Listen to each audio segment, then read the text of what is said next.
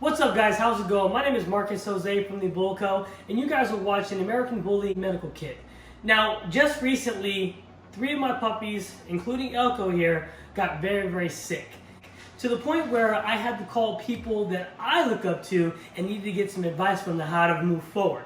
Now, going through that actually gave me the idea to do this video, because not everybody is as prepared as I am or as resourceful to call people who can get them the information they need. So this video is going to be about what type of medications that you need to keep on hand if you're a dog man or even if you're a general pet owner.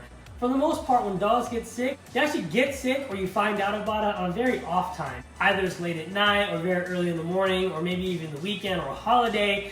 These things that I'm going to tell you about is not to take place of a vet. It actually is to be able to stabilize your dog until you can get to a vet. So make sure that you guys don't think that this is me telling you not go to a vet.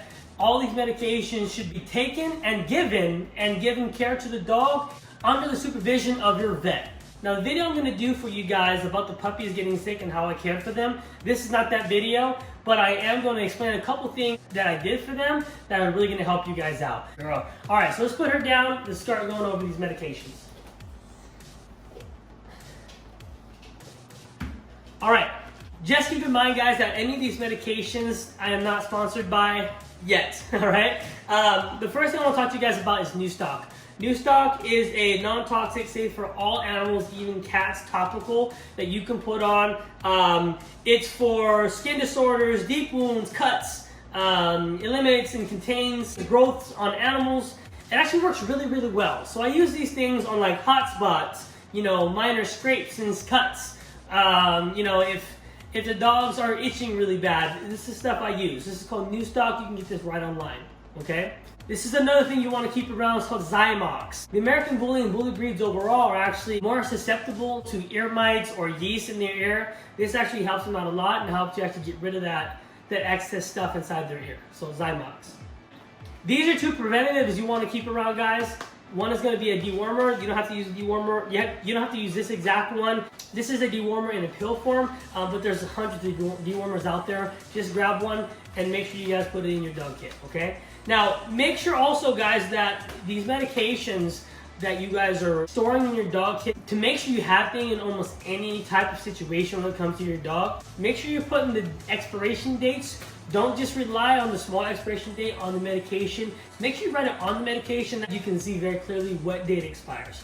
This is a flea treatment. Literally, I just use Frontline. It's the same thing as everybody else uses, but this is one I haven't used yet, and I will use eventually when the time comes, but you always want to have it in your kit, okay? Now, the next 2 are more natural medications for your dogs. One is Paxin, and one is Vivactra Plus. Now, one is immune support, and one is a digestive rescue. These are for times when your dog is actually throwing up or having problems with their gut. You know, they can't keep water down, stuff of that nature. The Paxin Digestive Rescue will help soothe that over a couple hours time. So this is definitely something you want to keep on hand. If not this actual one, just get something that soothes a dog's digestion, so hopefully they can keep some food down. Now, in the event that your dog gets so sick that they're vomiting and they're having diarrhea at the same time, the #1 thing for a dog when they're going through this is to keep them hydrated.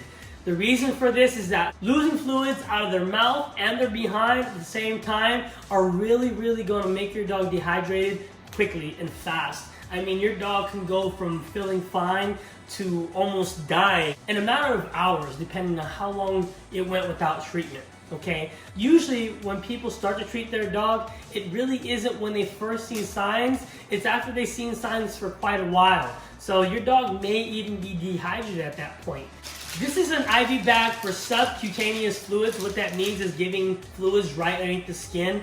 The reason you want to have one of these on hand, when you have a dog that's having diarrhea or vomiting and they can't keep any water in, you want to be able to replenish your fluids. So a lactated ringer, a balanced lactated ringer is what you guys really want to give your dogs if they're going through that. Now, like I said, this is not to stay at home and wait to try to get your dog better. This is to get your dog stabilized to make sure your dog doesn't die of dehydration. okay? After you get your dog settled in, you can take him to the vet, but this will actually save your dog's life if it comes down to it. So a lactated ringer fluid bag. Now, if you can't get the lactated ringer, another thing you're going to want to have on hand is the Electrolyte Pedialyte. Now, typically I like to have a clear solution, but anything will work that you'll have on hand. If you can, if your dog likes the taste of it, fine, but usually I like to give a non-taste with the electrolytes and fluids. Now, if your dog is really throwing up and he can't hold anything down, giving electrolytes up their rectum will actually save a dog's life to make sure they don't go dehydrated, and they will stabilize them before you go to the vet, okay? This right here is something you absolutely need. Now, with your dog throwing up and having diarrhea, they're going to be losing a lot of liquids. You want to refill them. Once your dog has all the liquids they need, typically dogs who are feeling that way, they don't eat at all. And this actually can cause them to go downhill faster. The reason for that is, like everybody knows, we use food for energy. If dogs don't eat, they don't get better. So once you have them hydrated, you want to get them some food in their stomach. Now, you can do things like giving them baby food or, trying to cook chicken or rice. Now, these things that I did, that chicken and rice didn't work at all. I had to literally force feed them baby food as well as give them NutriCal. NutriCal is something you want to keep on hand. Unfortunately, when we went through this, I didn't have it on hand because I used the last of it maybe 8 or 9 months ago with our puppies. So this is something that you have to have on hand, NutriCal. It will save your dog's life. If your dog's not eating, you put some of this in their mouth. It's a very thick gel, so when you put it in their mouth, they actually can't spit it back out. They have to swallow it. But this will give your dog enough nutrients to last a day or two without eating, even 3 days without eating, until they start to feel better, and then you can start feeding them regular food again. But this will keep your dog alive. If they're not hydrated, there's no use for this. Dehydration will kill your dog way before hunger will. So you do need the nutrients eventually to make sure your dog's getting better, okay? Now, some of the medications I keep on hand are amoxicillin and tramadol. And the reason for that is after your female gives birth, or maybe they have a cut or something around the line, you definitely want to start an antibiotic treatment to make sure they don't get an infection to make their condition worse, okay? And also tramadol. Tramadol is actually a painkiller for dogs. You can give it to them. It won't reduce fever, but say if your dog's in a lot of pain, limping very bad, you can give them tramadol, but make sure you write it down, what you gave them, how much you gave them, and when you take your dog to the vet, to make sure that you're telling your vet exactly what you gave your dog, okay? This is another topical medication. This topical medication is literally for infection of the skin. This is called Neopridef with tetracaine powder. This is a steroidal powder you put on their skin to help actually an infection of the skin, okay? You don't really need this because it's a very one-off situation. You get something like that, but if your dog does have that, we're talking open sores infection, this something will help, okay? Okay, so another medication you want to keep on hand is these two things. Cerenia. Cerenia is for dogs that are vomiting, okay? And this is not for just like a regular vomit. If a dog vomits or a puppy vomits, that's fine. Dogs vomit. They ate something wrong, they ate too much, they drank too much water, or they ran too much, right? It happens. This is for when a dog is actually sick, throwing up constantly. Cerenia will help your dog not throw up as much. As long as it's not something stuck in their stomach, it will help. But that's another thing. You have to make sure that your dog is suffering from a sickness or something, viral that they're actually sick from. Not just something stuck in their stomach, because if they had something stuck in their stomach, a foreign body, then they're throwing up because nothing can get through, and this will not help. Now, the second medication is actually for diarrhea. This is metronidazole. Metronidazole is actually to help fight diarrhea, as well as help fight other bacteria that are in the stomach. So these are veterinary prescribed. So if you can't get a hold of any of these, make sure you go to your vet first. And these are something that they'll give them, okay? All right, another one of my topicals that I go to, other than the new stock, is Vetricin. Vetricin for me is almost a go-to when it comes to my dogs. I mean, scrapes happen, lashes happen, cut nails, these things happen. A couple squirts of this on a daily basis will actually heal it up faster and keep it clean so that you can heal up without getting infected. So Vetricin is a must-have in your dog kit. The last thing that you guys had to have is a preventative, okay? So say if your dog does get sick, even if they aren't sick, if you have multiple dogs or you have, possibly wild animals on your yard, this is something you want to have. This is kennel salt. Kennel salt actually is one of the only products that I've seen on the label that fights and kills parvovirus.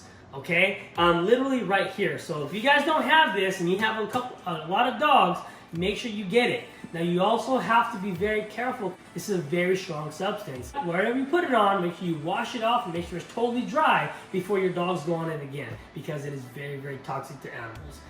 All right. All these products and what they do, I would say they're must-have. It isn't the product in particular, but rather what that product does. Okay, so these are things you want to have on hand to make sure you can get your dog to stop, vomiting, stop having diarrhea, clear up hot spots, clear up problems with their skin, right? Make sure your dog stays hydrated. And this actually works really well if your dog was to overheat. After you get your dog stabilized, you can get him an IV bag and then get him to a vet. This is something you have to have on hand, okay? New stock. This is actually a really good one as well.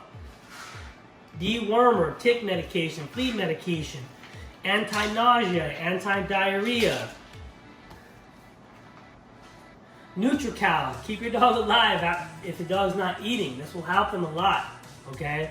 Kennel Soul, Zymox, and also I've heard talk about this one, Parvo K. Parvo K, literally, because there's no cure for parvo, you have to let it run its course. The products that you take or give your dog are designed to soothe the symptoms.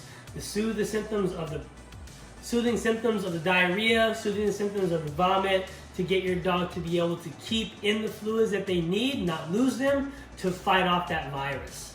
Okay? So anyway, guys, that's it for today. I hope to give you some insight of some of the things and medications you want to keep on hand in your dog medical kit. Now, remember, guys, like I said before, this is not in replacement of the vet. You should be utilizing these things under the supervision of your vet or until you can get your dog to your vet. I hope you found this educational and helpful. If you did, please do me a favor. Please subscribe. Please make sure you leave a comment and leave a like. And we'll see you guys in the next one. Take it easy.